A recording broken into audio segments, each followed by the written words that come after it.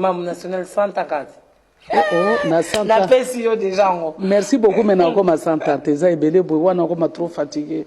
Ebele boy te nzamba pesa ngai oya moniki ko koka. Bien sûr. Oya moniki no na sukeli na koki awa et c'est bon. À part ba musicien na yo, tu te dis je veux m'ouvrir. Nazo mwana moko mwasi. Na la kisaye musique aimba pembeni na ngai. Oui. C'était quoi?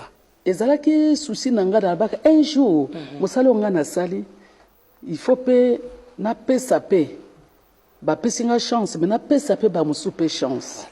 C'est ce que j'ai essayé de faire na le Mèche 30 malheureusement et memi biso mulaité mais nazana ba mususu mibale tozana boss bosombo tozana Samuela Sarah a interprété Chibola. Isa yo mokondo opesi maloba wana ya koyemba.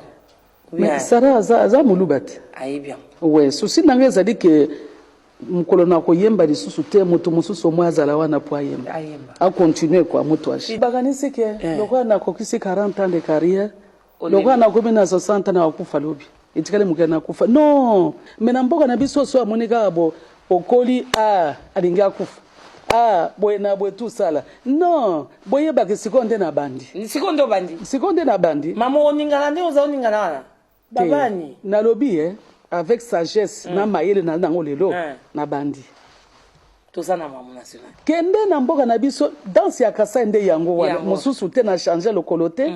Mais pona ko bina za teka opumbwa na ko bina ka na mesure na ngai. Na ndenge na. Na ndenge na. Mais pona wana ngamo na ko témoigner. Na yibi mama. Ezate pona ko mburo non, ce n'est pas ça. Mais mutu achebi kutu soza buro nde bien. Nde yango vute bien yango. Nde ko ninga. Encore na ko omona iso sala ka. Voilà, c'est ça. Merci. Donc ça la confiance nazali na kotika